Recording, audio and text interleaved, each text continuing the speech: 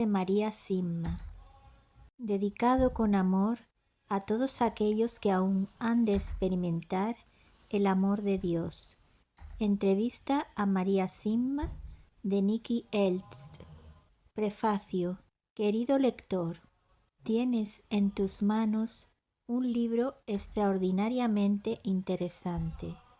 Habla del mundo del más allá, ofrece consejos, pide ayuda y da respuestas. Habla de la vida, de nuestra vida aquí en la tierra y de las posibles consecuencias que dependen de cómo la hayamos vivido. Nos dice que hay una diferencia entre ser humildes, caritativos, buenos, agradecidos, leales y honestos, y ser orgullosos, fríos, malos, despiadados, traidores y poco honrados. Al morir, nuestras acciones no quedan olvidadas, sino que se recordarán con toda claridad. En este libro no se habla solamente del castigo, o mejor dicho, de la purificación, sino también de su duración y de mucho más. Te preguntarás, ¿todo esto es posible? En la Iglesia Católica se habla de un estado transitorio al que tradicionalmente se le ha llamado purgatorio. Aunque existen diferentes teorías, es algo muy serio, ya que necesitamos ese estado para presentarnos puros y limpios ante Dios. Además, dentro de la tradición de la Iglesia, se acepta el que algunos místicos hayan tenido experiencias con las ánimas del purgatorio, semejantes a las vividas por María Simma. No se trata de un fenómeno completamente desconocido. Si bien resulta difícil hablar y creer en estas cosas, especialmente en nuestros días, en los que triunfa un racionalismo excesivo, en los que el peligro radica en creer solo aquello que se puede medir y comprender y con las leyes y las medidas físicas. Si además a esta mentalidad de querer medirlo todo se añade el ateísmo, que es la negación completa del más allá, resulta claro que tenemos un libro muy interesante y de contenido muy rico. Y cuando, junto a todo lo demás, descubrimos que el estilo del autor está lleno de expresiones e imágenes llenas de vida y que muestra una gran imaginación al hacer las preguntas, será un verdadero placer leerlo. Aunque como teólogo me quedan preguntas sobre algunas de las respuestas que se dan. Todas mis dudas personales han desaparecido una vez que pude conocer y hablar con María Simma. Ella es sincera, sus ojos y la expresión de su rostro revelan un profundo respeto y una sana confianza. Ella se ha purificado con todos los mismos sufrimientos que le piden del más allá, que acepta siempre libremente, viviendo en un clima de paz profunda. La voz de María es como una lluvia de primavera que reverdece el campo y hace creer y crecer el deseo inmediato de trabajar con ella y de ayudar a quienes sufren. Después de hablar con ella me sentí como un joven, con muchas preguntas y ninguna respuesta. Aconsejado por María, este joven comenzó a rezar y tras hacerlo dijo: «Ya no tengo más preguntas que me atormenten a pesar de haber recibido ninguna respuesta. Hay paz y alegría en mi corazón». Querido lector, es mi deseo que, a través de la lectura de este libro, te abras al mundo del más allá. Entonces creerás también que puedes ayudar a aquellos hermanos y hermanas que sufren y decidirte por aquel amor que no conoce fin, hacer de esta ayuda nuestro deber. Al final de todo descubriremos, ya seamos creyentes o no, que la vida resulta verdaderamente digna de ser vivida solo si se ama y si se sirve por amor.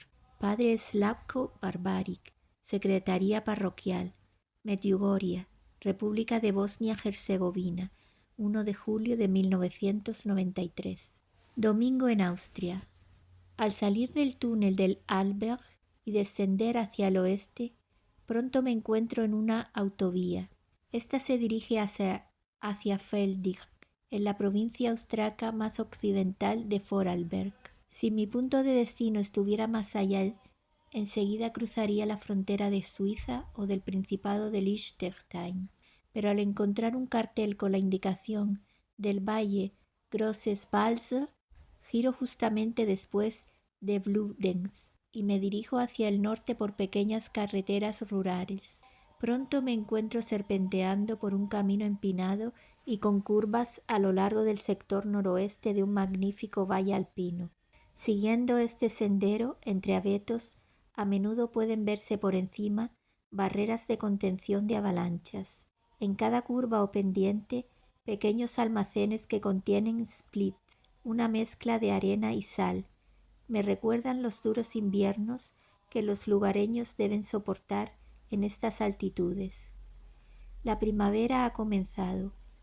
La nieve se ha derretido, pero todavía se evidencia la reciente erosión causada por las masas de agua que han bajado por estas montañas durante las últimas semanas. Cada pueblo que atravieso tiene una iglesia en el centro, ya sea con una cúspide muy alta y de lados rectos, o con forma de cebolla y de color rojizo y oxidado. A ambos lados del valle pastan al sol unas vacas. Algunas llevan grandes campanas. A medida que voy subiendo, me adentro cada vez más en las montañas. La gente de la ciudad cuenta en broma que los habitantes de aquí arriba no pueden descender y caminar por el valle, puesto que todos tienen una pierna mucho más larga que la otra.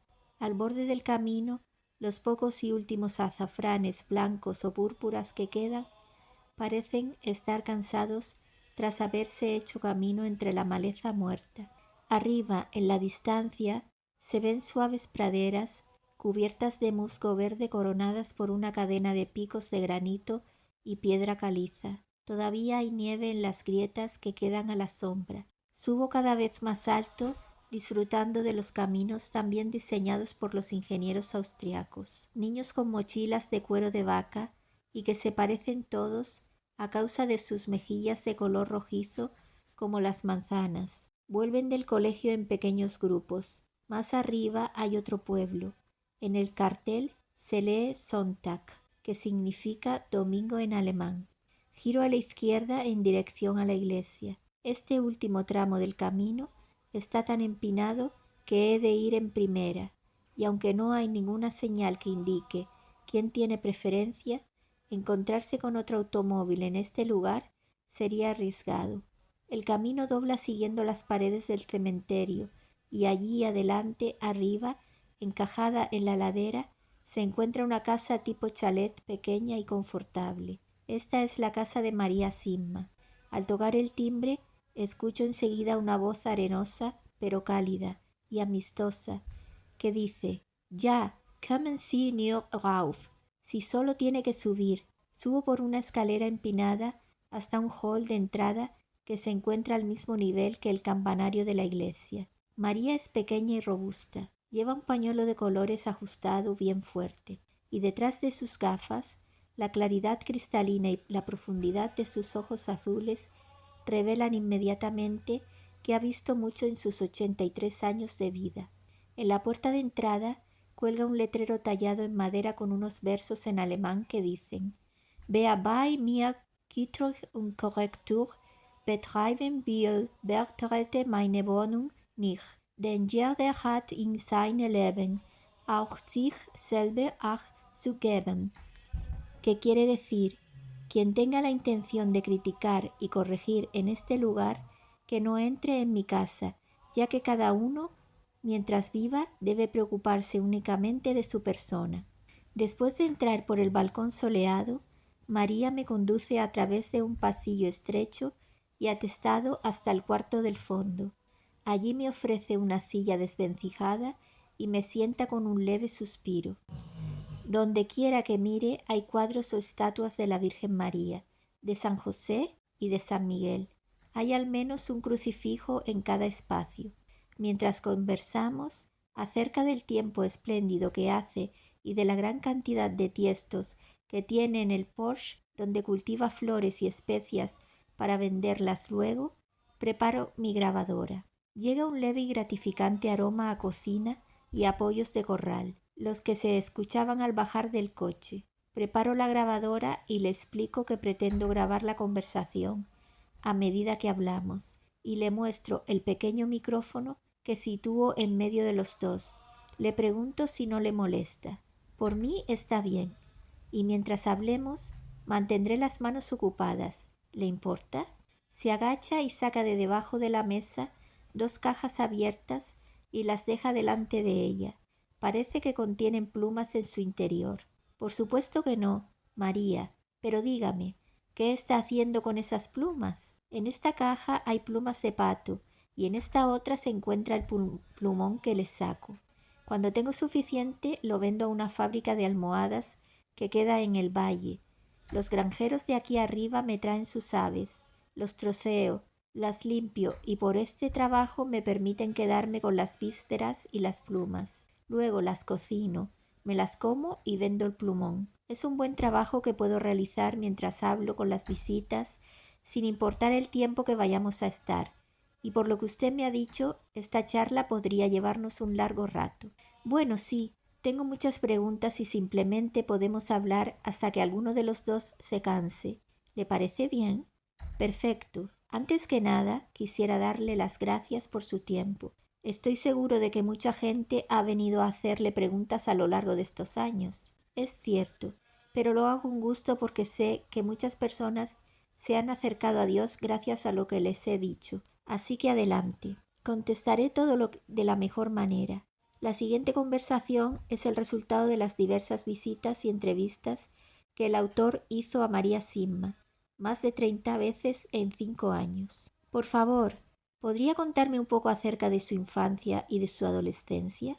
En 3 ocasiones distintas quise entrar en un convento. Ya desde niña le comentaba a mi madre que no me casaría y ella me contestaba: ya me lo dirás cuando tengas 20 años. No, mamá, no voy a cambiar mi forma de pensar, respondía. Es algo que siento firmemente dentro de mí. Entraré en un convento o me iré a trabajar a algún lugar del mundo donde pueda ayudar a otras personas. Mi madre siempre se preocupaba mucho por las ánimas del purgatorio y yo, ya de escolar, también hice mucho por ellas. Más adelante simplemente decidí ofrecerlo todo por ellas. Así que cuando dejé el colegio pensé, bien, entrar en un convento quizá es lo que Dios quiere de mí. A la edad de 17 años fui al convento del Sagrado Corazón de Jesús en la ciudad de Hall, en el Tirol, y apenas transcurridos 6 meses me dijeron directamente: tienes una salud muy delicada para permanecer con nosotras, porque yo a los 8 años de edad había sufrido de pleuresía y de neumonía, y como consecuencia no estaba completamente desarrollada físicamente.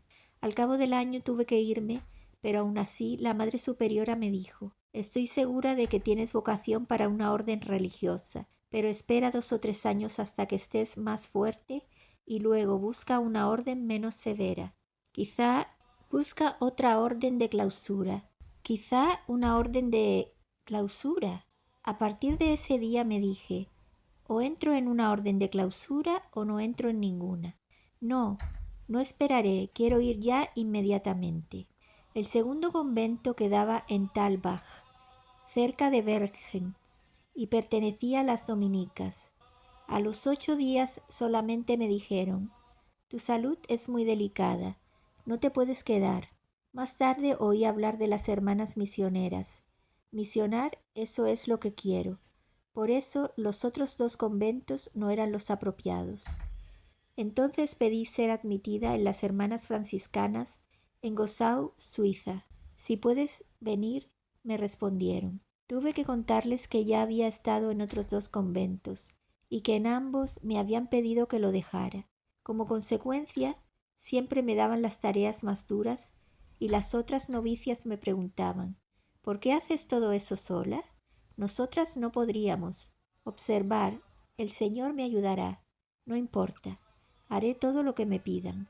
Y un día me dijeron: hoy puedes quedarte aquí y hacer algo más sencillo. Entonces pensé: esto significa que o debo irme o que han visto que soy apta. Pero cuando la encargada de las novicias bajó las escaleras, me miró con tanta tristeza que lo supe inmediatamente. Me tengo que ir a casa. Se acercó y me dijo: «Debo decirte algo». «Sí, lo sé. Debo irme otra vez. ¿No es cierto?» «¿Quién te lo ha dicho?» «Lo veo en su rostro». «Sí, estás demasiado débil para ser una de nosotras». Entonces tomé una decisión. Si no puedo quedarme aquí, no entraré en ningún convento. No debe ser voluntad de Dios. Y debo decir que desde ese momento mi alma sufrió mucho. Me volví impaciente y le dije a Dios: «Oye, Dios, tú tendrás las culpas si no hago tu voluntad». Lo que yo no sabía era que no debo dirigirme y exigirle milagros. Todavía era joven. A menudo pensaba que Dios estaba tratando de mostrarme lo que Él quería de mí, pero que yo no podía entender qué era. Esperaba encontrar una nota escrita a mano, escondida debajo de un montón de heno. «María, usted ha dicho que su madre se tomaba muy en serio a las ánimas del purgatorio. ¿Quiénes son esas ánimas y qué significa que se las tomaba en serio?» «Bien, estas ánimas son las almas de las personas ya fallecidas que no han alcanzado el paraíso todavía. Son almas que aún se encuentran en el purgatorio. En otros países se las conoce como benditas almas o almas elegidas, y esos términos son bíblicamente más correctos que el de pobres almas. En inglés, a las almas que se encuentran en el purgatorio se las llama poor souls, que traducido literalmente significaría pobres almas. En español se les llama benditas ánimas del purgatorio o benditas almas del purgatorio indistintamente. Aunque por otro lado, pobre también está bien, porque dependen en un 100% de nosotros, y los pobres dependen verdaderamente de los demás. Mi madre rogaba mucho por ellas y realizaba muchos actos caritativos. Siempre las tuvo cerca de su corazón. Siempre nos decía a nosotros, sus hijos, que si alguna vez necesitábamos algún tipo de ayuda, que se la pidiéramos a las almas, porque son nuestros ayudantes más agradecidos. Mi madre también era muy devota del padre Vianney, el santo cura de Ars, y frecuentemente hacía peregrinaciones a Ars.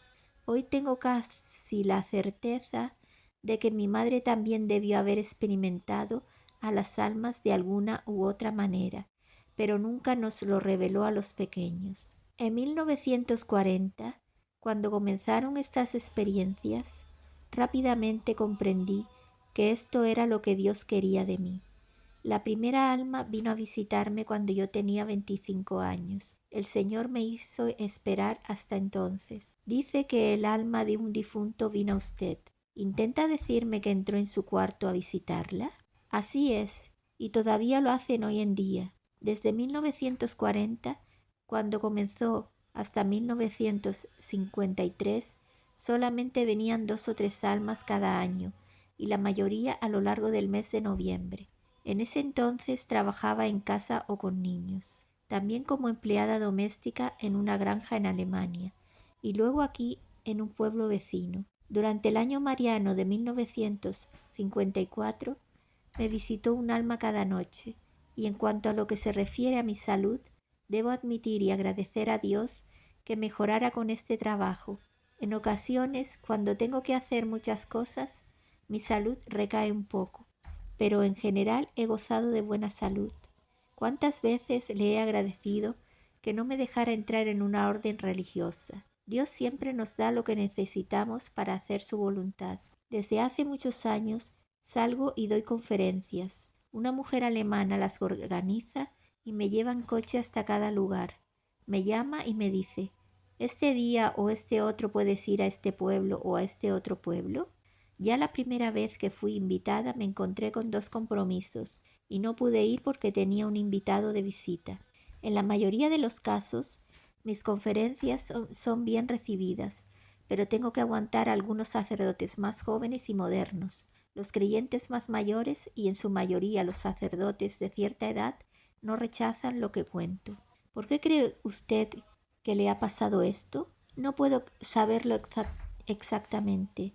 Como le he dicho, siempre he querido ofrecer mi vida a Dios, y por lo tanto la oración se ha convertido en algo muy importante para mí. He rezado mucho y he ofrecido muchas cosas por las benditas ánimas del purgatorio.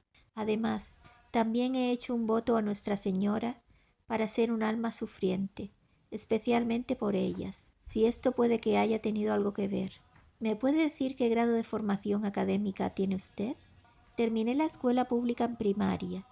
En esos años solo era obligatoria por ley la escuela primaria y nosotros éramos pobres. Entonces, ¿a qué edad fue por última vez a una escuela? Déjeme ver. Tenía 11 años.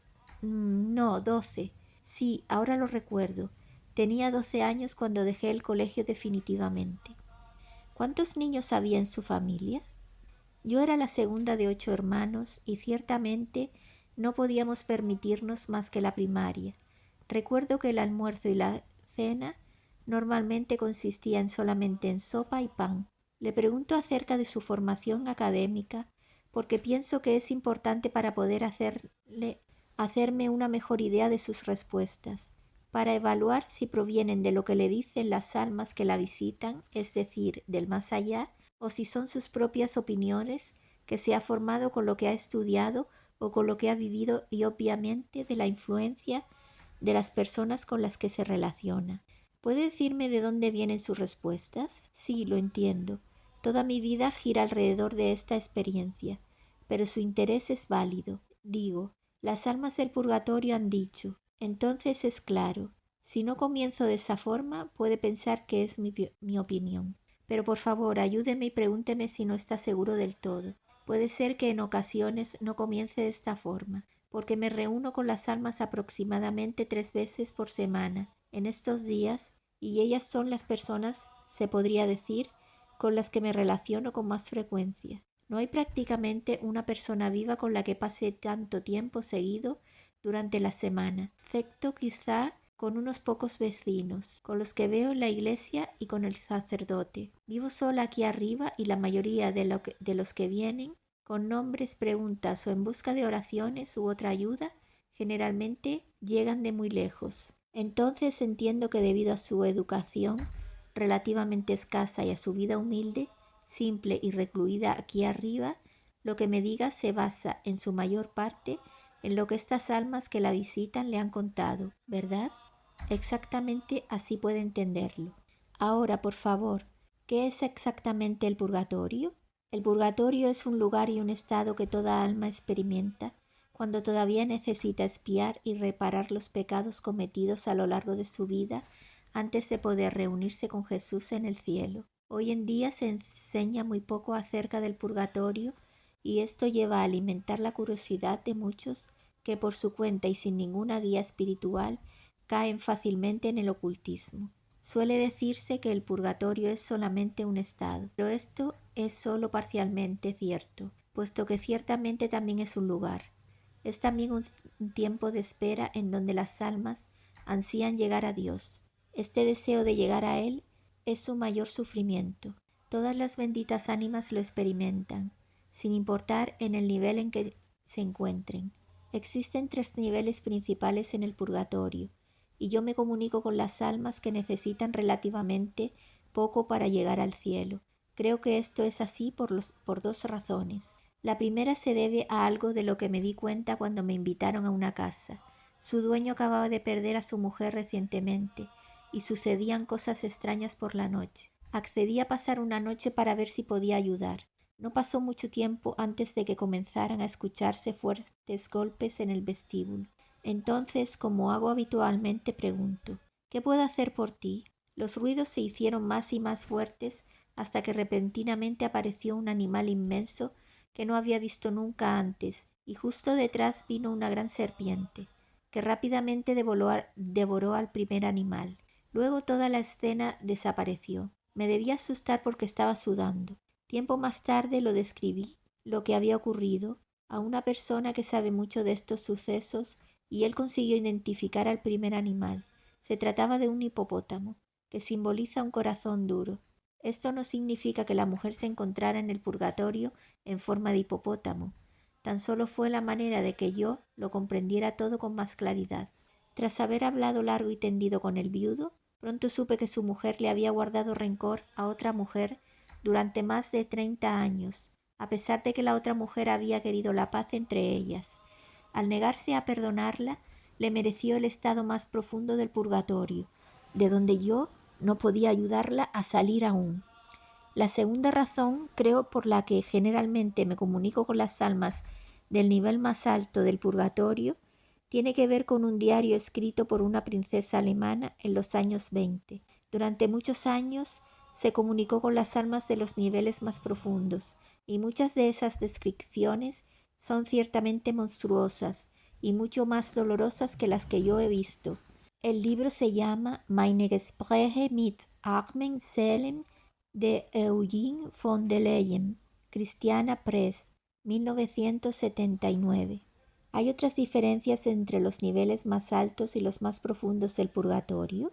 Satanás puede atacar a las almas de nivel más profundo, pero no puede hacerlo a los que se encuentran en los niveles más altos. Es cierto que se nos pone a prueba mientras estamos aquí en la tierra, y que eso cesa al morir. Sin embargo, las almas del tercer nivel, el más profundo del purgatorio, deben sufrir en primer lugar por los pecados que cometieron antes de las oraciones, las misas y las buenas obras que podamos ofrecer por ellas puedan serles beneficiosas, y una parte de ese sufrimiento es que continúan siendo atacadas por Satanás. Los diversos niveles del purgatorio son diferentes de las mismas maneras que todas nuestras dolencias en la tierra son diferentes. Puede tratarse de la mera inflamación de una uña o hasta de un fuego que puede consumir la totalidad del cuerpo. Este fuego existe solamente en los niveles profundos, pero no en los más altos. ¿Pueden nuestras oraciones evitar que Satanás ataque a las almas de los niveles más profundos? Sí, pueden, especialmente cuando se lo pedimos directamente al Arcángel San Miguel y a los otros ángeles. ¿Y dentro de estos 3 niveles principales existen más niveles? Sí, una gran cantidad, porque cada alma es distinta al llegar allí. Existen grandes sufrimientos y otros dolores pequeños, y entre estos 2 extremos, el resto de padecimientos. Probablemente existan en el purgatorio tantos niveles como almas, puesto que por supuesto no hay 2 personas o 2 almas que sean idénticas. Cuando las benditas ánimas del purgatorio sufren, ¿experimentan algún tipo de alegría y de esperanza? Ningún alma desea regresar aquí a la tierra, porque tienen una noción de Dios mucho más clara que la nuestra. No quieren volver a la oscuridad en la que vivimos nosotros. Entonces, ¿Dios pone a las almas allí para que se purifiquen de los pecados que todavía no han sido expiados o reparados? Se suele enseñar esto de manera incorrecta, y este tipo de falsedades puede hacer que muchas personas se alejen de Dios. Dios no las pone allí. Las almas se juzgan y luego se asignan ellas mismas el nivel apropiado. Son ellas quienes desean purificarse antes de reunirse con Dios. Es muy importante para nosotros tomar conciencia de esta verdad tan concreta sobre el amor de Dios. Entonces, ¿somos nosotros quienes reconocemos que todavía no estamos puros y debemos por lo tanto purificarnos en el purgatorio? Así es. ¿Las almas en el purgatorio se rebelan alguna vez contra su condición? ¿Son pacientes o hay alguna que no acepte el estado en el que se encuentra? No, son pacientes y quieren sufrir, pues saben que a través del sufrimiento expían y enmiendan sus faltas, se purifican para llegar limpias ante Dios, de una manera completamente resplandeciente. Cuanta más purificación y reparación hagan, más limpias llegan a estar. ¿Los sufrimientos del purgatorio son mayores que los de la tierra? Si tomamos todo en cuenta, son mayores y a veces mucho mayores, en especial en el tercer nivel. Sufre más espiritualmente que nosotros. Cuando una vez le pregunté a un alma cómo era el sufrimiento, me dijo que era uno muy particular.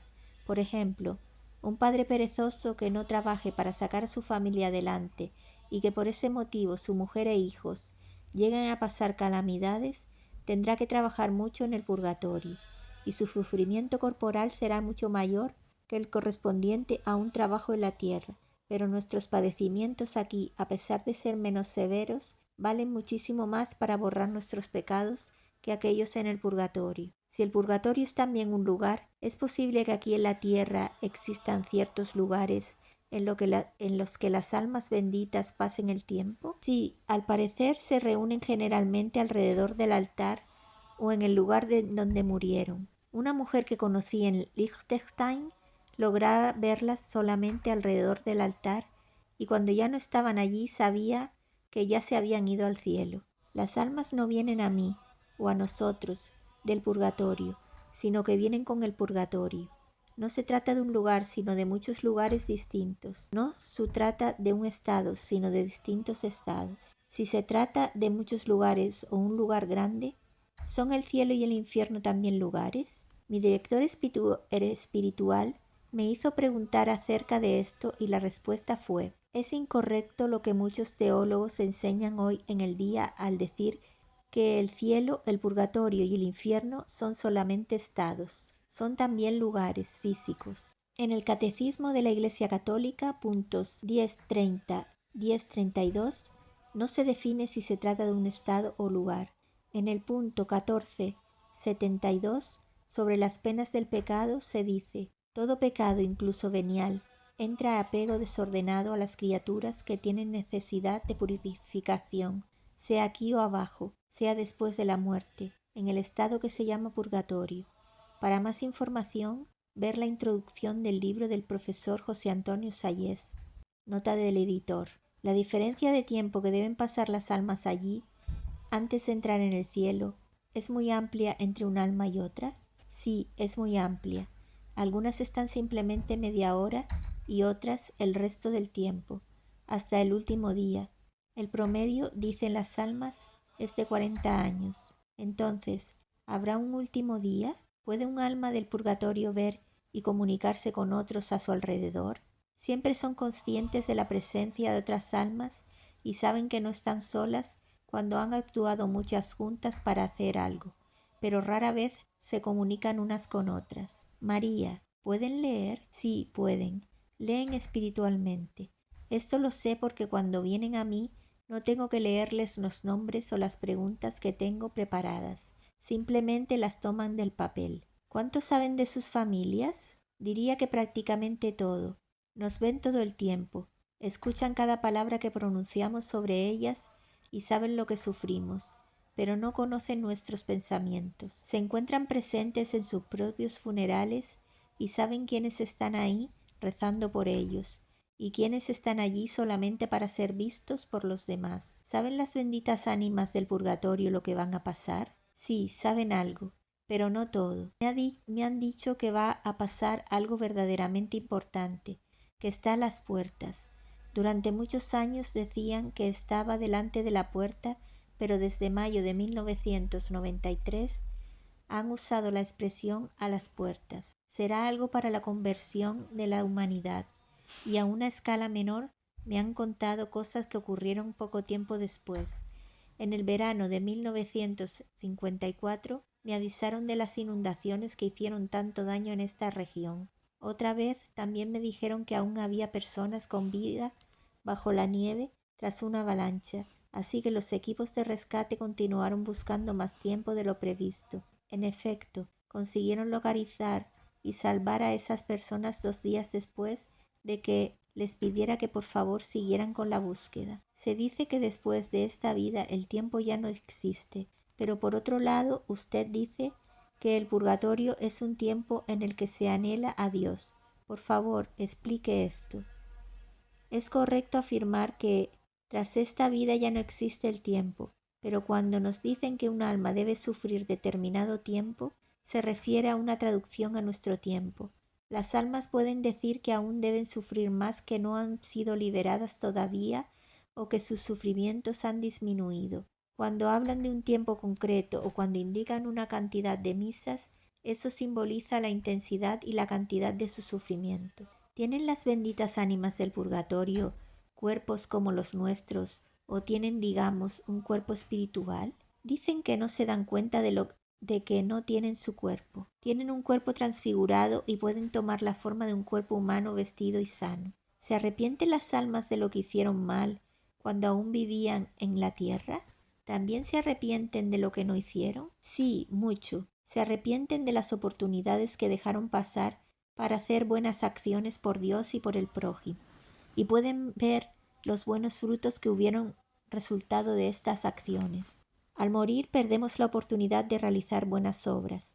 Las almas en el purgatorio ya no pueden cosechar méritos como podemos hacer nosotros. También se dice que los ángeles nos envidian porque nosotros podemos hacer buenas obras y ofrecérselas a Dios, mientras que ellos no pueden ni tampoco pueden hacer ya más méritos. ¿Qué ocurre con quien sabe que el purgatorio existe pero sigue con su vida y peca igualmente, pensando que no va a ser tan malo?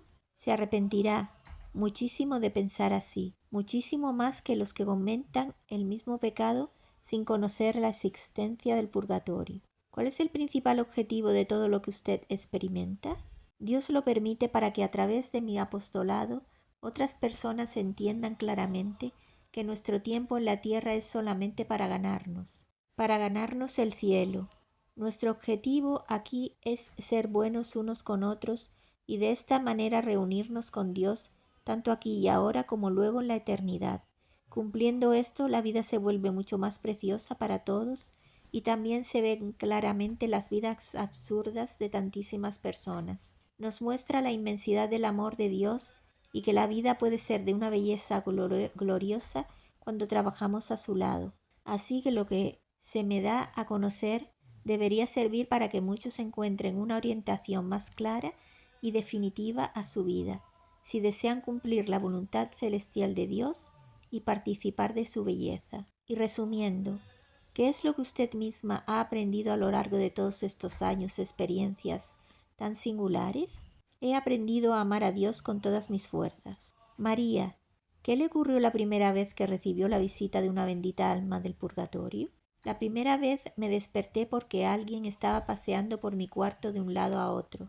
Nunca me he asustado fácilmente y no me daría un susto a menos que alguien me saltara a la cara. Entonces pensé, ¿quién es esta persona?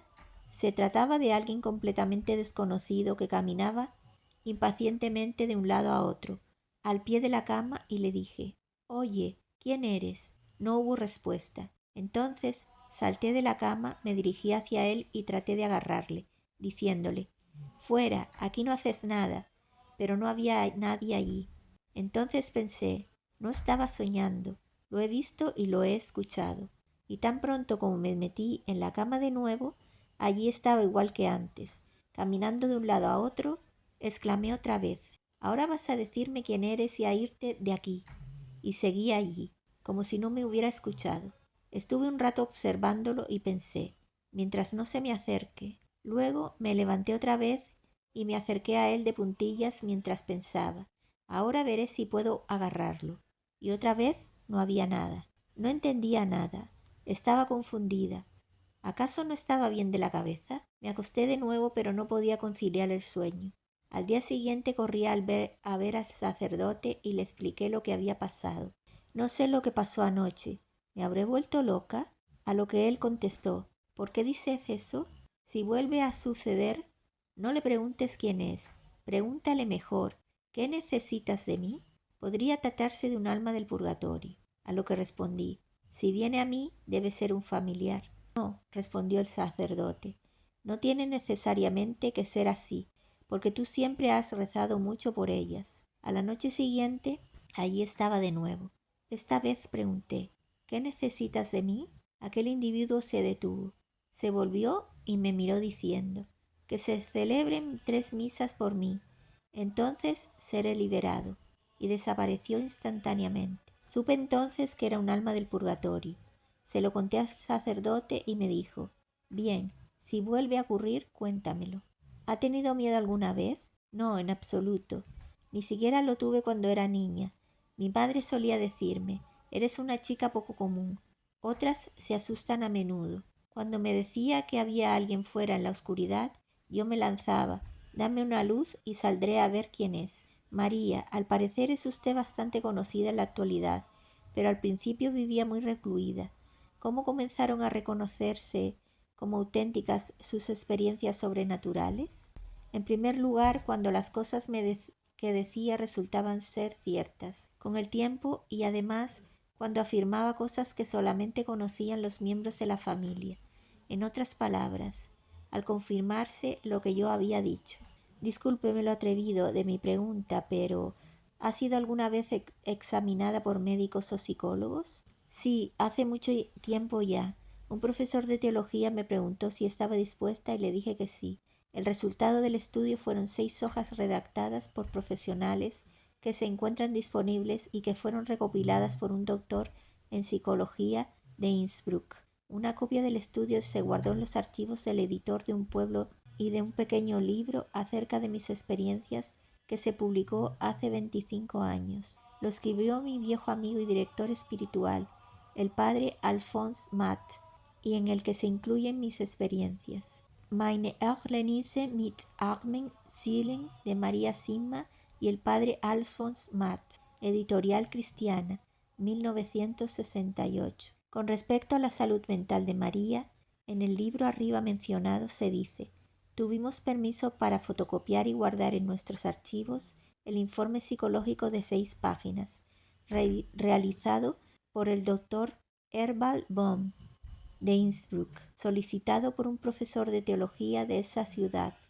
En ese informe se afirma que está fuera de toda sospecha la existencia de histeria o alguna condición patológica en María Simma.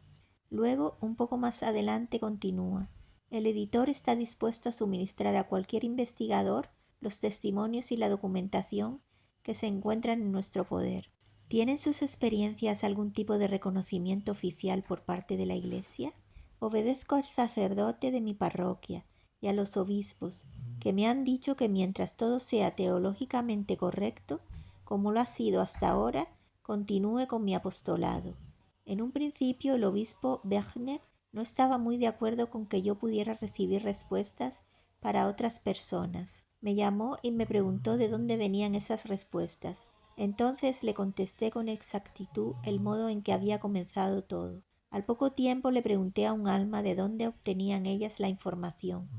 Pensaba que quizá regresaban al purgatorio a encontrar a las otras almas y preguntarle qué necesitaba para ser liberada. Pero en vez de eso me respondió ella misma: toda la información que te traemos viene de y con el consentimiento de la Madre de la Misericordia, María Santísima. Cuando mi buen obispo escuchó esto, dijo: bueno, en ese caso no puedo decir ni diré nada en contra. ¿A quién se refiere con Madre de la Misericordia? ¿María? Este es uno de los tantos nombres que se le dan a la Santísima Virgen María, la Madre de Jesús, y por tanto la Madre de todos nosotros. ¿Madre de todos nosotros? Debería ser el modelo de madre y guía de todos, y por ser la Madre de Jesús, también es nuestra Madre. ¿Cuántos obispos se han sucedido desde que tiene estas experiencias? ¿Todos la han apoyado? ¿Cuáles son sus nombres? Se han sucedido 3 obispos hasta el día de hoy. Sus nombres son Strang, Bergner y Kim. Monseñor Strang me apoyó de manera silenciosa. Simplemente sostenía que sabía que el padre Matt no era ningún soñador y que por lo tanto todo debía estar bien. Monseñor Bergner me apoyó de manera activa y le agradezco a Dios que así haya sido. El obispo actual, Monseñor Kuhn, ha optado hasta el momento por no expresarse ni a favor ni en contra. Los obispos de los que habla son Monseñor Franz Stamm, 1872-1956, Monseñor Bruno Bergner, 1908-1999, y Monseñor Klaus Kuhn, 1940, este último obispo de Feldkirch, de 1989 a 2004. Al principio todo debió ser muy desconcertante para usted. ¿Quién fue el que más la ayudó en estos primeros años? Sin duda fue mi querido amigo el padre Alphonse Matt. Fue párroco aquí en Sonntag desde 1938 hasta 1978. En su funeral, donde se encontraban presentes 40 sacerdotes y miles de fieles, el obispo Bergner expresó lo siguiente: lo más bello que puede decirse de un sacerdote es que haya sido un sacerdote según el corazón de Dios. Así fue nuestro padre Alphonse Matt. un sacerdote esencialmente bueno y santo, que descanse en paz. Dudo mucho que hubiese podido cumplir la voluntad de Dios como lo he intentado hacer sin su apoyo y su cariño en los primeros años de mi apostolado por las benditas ánimas del purgatorio. Al principio esperaba que estas experiencias duraran tanto. No realmente, pero comprendí después de algún tiempo que el padre Matt sí lo esperaba. ¿Está contenta de vivir estas experiencias o es algo difícil y doloroso en ocasiones? No lo encuentro difícil porque no solamente ayuda a las almas del purgatorio, sino que también ayuda a los vivos a que vuelvan a tener fe o a encontrar la fe, y esto es lo que me da mucha alegría. Y cuando ve a las almas, ¿qué aspecto tienen? Se presentan exactamente como eran aquí en la tierra, y esto es algo que puede, por supuesto, confirmar yo, porque han venido muchas a quienes yo misma conocía bien. Sí, con la misma ropa, su ropa de trabajo. Esto es así porque nuestros deberes aquí son lo más importante. Siempre vienen con su ropa de trabajo y no con una bata de baño o con el traje de los domingos. Nuestro trabajo diario es nuestra misión. ¿Qué edad tienen cuando se le aparecen? Lo que quiero decir es que si muere un joven de 20 años y luego, digamos, 10 años más tarde, se aparece ante usted, ¿aparenta tener 30 o todavía aparenta 20 años? Todavía aparenta 20 años cuando los veo. Siempre aparentan la misma edad que tenían en el momento de morir. ¿Cuáles serían exactamente las diferencias entre su experiencia y la de los espiritistas o también llamados mediums o intermediarios? Si los lectores tuvieran que creer solo una cosa de lo que digo, desearía que fuera esta. La diferencia es muy simple y muy clara, y debemos aferrarnos a ellas con total seriedad.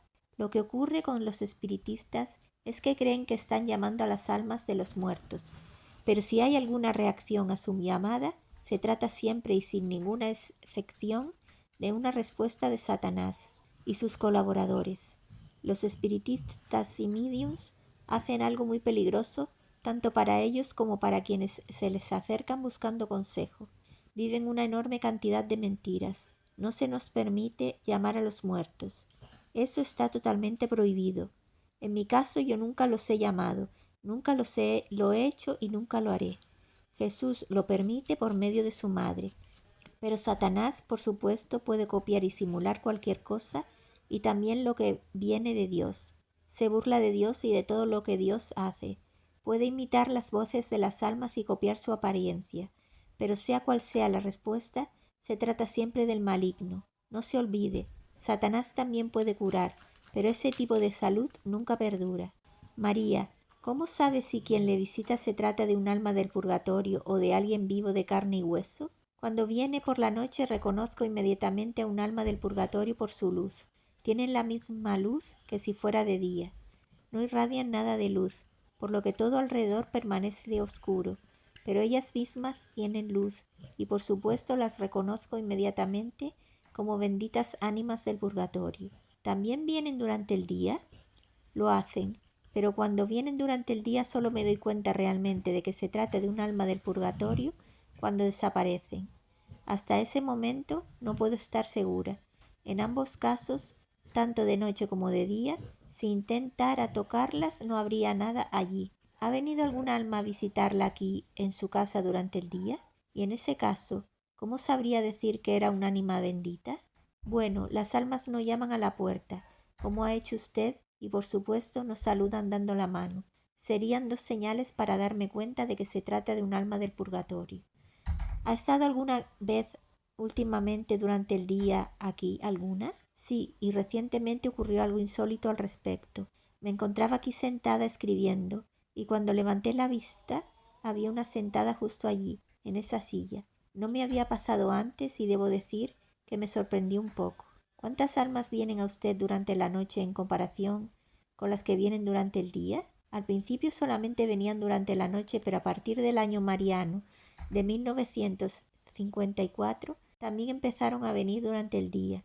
Actualmente diría que vienen casi la misma cantidad durante el día que durante la noche. María, ¿puede contarme otro caso aparte del suyo en el que las almas de las personas fallecidas han sido vistas a plena luz del día? Sucede con frecuencia. 2 hombres de nuestro valle llevaban un carro tirado por caballos repleto de madera, y por alguna razón los animales tropezaron y parte de la carga se cayó al camino. Mientras comenzaban a apilar de nuevo la madera, uno de ellos comentó: «Dinos, Dios mío, ojalá viniera alguien a ayudarnos para no bloquear el tráfico más tiempo». De repente aparecieron 2 hombres y comenzaron a ayudarles, y en unos minutos lo habían despejado todo, reacomodando y asegurando la madera en el carro. Cuando terminaron, los 2 primeros dijeron «gracias» y los otros 2 se alejaron. Al poco tiempo, una de estas personas que estuvieron ayudando con la madera se me apareció y me comentó que si le hubiera dicho gracias a Dios, en lugar de solamente gracias, habrían ido al cielo, directamente al cielo. Como no fue así, tuve que rezar un poco para que fueran liberados. Como sabe, el amor se manifiesta frecuentemente con pequeños gestos, con palabras y con acciones. Así pasa también con las benditas ánimas del purgatorio. Incluso lavar el suelo de la cocina cuando uno realmente no tiene ganas, si se hace por amor y se ofrece por las almas del purgatorio en general o por una en particular, las ayudas enormemente a que sigan su camino. Si se trata de limpiar la cocina, ayudará a alguien que durante su vida no mantuvo su casa ordenada para su familia. Cuando un alma del purgatorio la visita, ¿es consciente de lo que la rodea o solamente de usted? ¿Existe alguna prueba que demuestre que es consciente de la habitación y de los objetos que hay? Sí, creo que sí, son conscientes, porque cuando caminan por el cuarto no atraviesan la mesa y deben saber de la existencia de la silla si una de ellas, como ya le he dicho, se sentó en esa silla hace poco. Cuando aparecen, ¿llegan atravesando la pared? No, simplemente aparecen o entran por la puerta y la cierran detrás de ellas. Varía, pero normalmente me despiertan con un golpe o llamándome, y cuando me despierto están al pie de la cama. Eso es lo más usual. ¿Cuánto dura la visita? Generalmente ocurre muy rápido y desaparecen de nuevo, solamente un par de segundos. La mayoría de las veces, cuando aparece una, suelo decir simplemente «¿Qué puedo hacer por ti?», y ella me responde, por ejemplo, «Necesito 5 misas», y en ese instante desaparece. Pero si se queda allí, es una señal. Significa que puedo hacerle preguntas o darle nombres de los que me han pedido información. Esto puede durar 2 o 3 minutos y en raras ocasiones me contestan inmediatamente. Generalmente esa alma desaparece y debo esperar semanas o incluso meses para que venga otra y me responda a estas preguntas. Pero en ocasiones muy raras responden inmediatamente. ¿Le ha permitido a alguien alguna vez estar presente cuando le visita una bendita ánima del purgatorio? Muchas personas me lo han pedido, pero las almas me han dicho que no deberíamos ser curiosos en estos temas, así que realmente no quieren que haya nadie. Una vez me encontraba en una ciudad con una mujer que tenía la casa repleta de turistas y me preguntó si podían estar presentes cuando me visitara una, para ver o escuchar algo.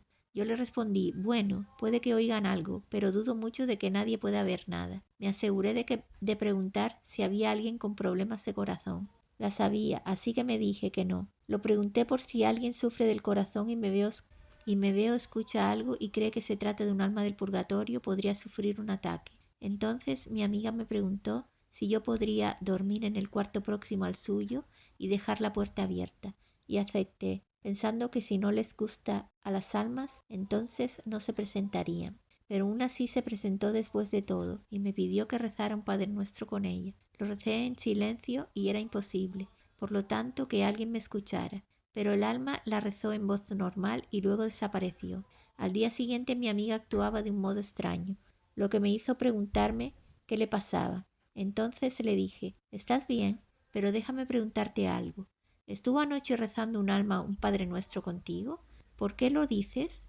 Anoche oí rezar un Padre Nuestro y soñaba como si saliera del fondo de una cueva profunda. Tuve tanto miedo que no dejé de sudar.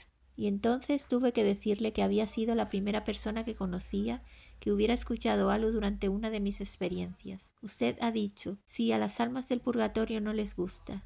Sí, sí, pero eso es solo una manera de hablar, porque si aparecen o no, eso depende de la Madre de la Misericordia, con el permiso de Jesús. ¿Ha venido alguna vez un alma mientras estaba con otras personas vivas, quiero decir? Y una vez una monja y su hermano estaban aquí conmigo y de repente apareció un alma. Le pregunté qué necesitaba y lo hice en voz muy baja, para que nadie lo notara. Recibí una respuesta y desapareció. Entonces la religiosa me preguntó, ¿acaba de tener una visita? ¿Por qué lo pregunta? Durante un momento parecía un poco distante. Sí, acaba de estar una, pero hice todo lo que pude para que no se notara. Sí, pero aún así la sentí, dijo la religiosa. Ahora que he estado aquí con usted, ¿aumenta la posibilidad de que mis familiares difuntos la visiten? No, no aumenta. Solamente sus plegarias, sus esfuerzos y un amor con obras por ellos aumentaría la posibilidad de que Dios les permita acercarse a usted o a mí. Las almas pueden acercarse a mí solo si Dios lo permite. Nada de lo que alguien pueda hacer aquí afecta en forma alguna que vengan a mí o a cualquier otra persona.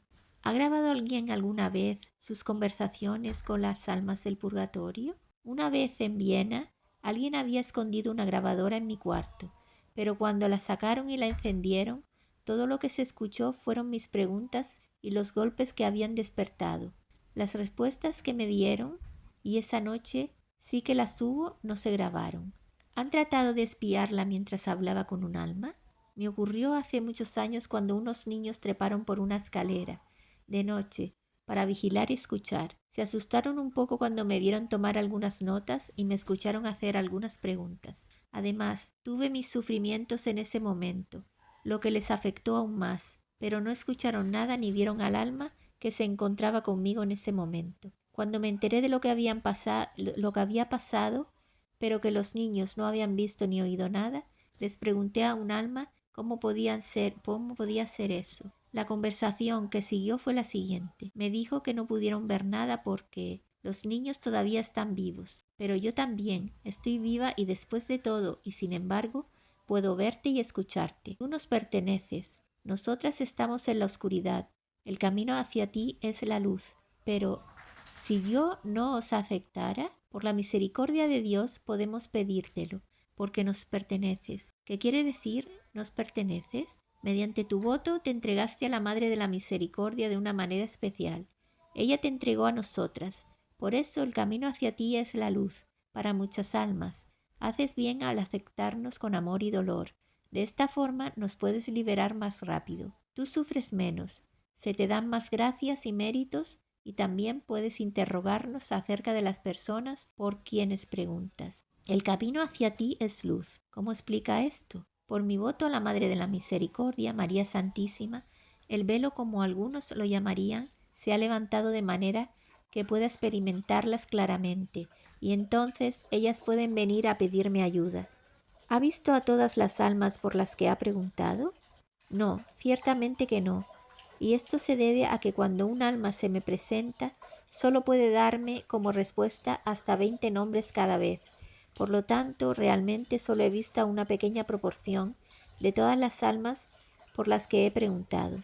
¿Ha mostrado algo de sentido del humor alguna vez? Bueno, en una ocasión se trataba de un profesor y mientras se encontraba parado delante de mí le pregunté, ¿dónde vives? Me respondió, en una casa.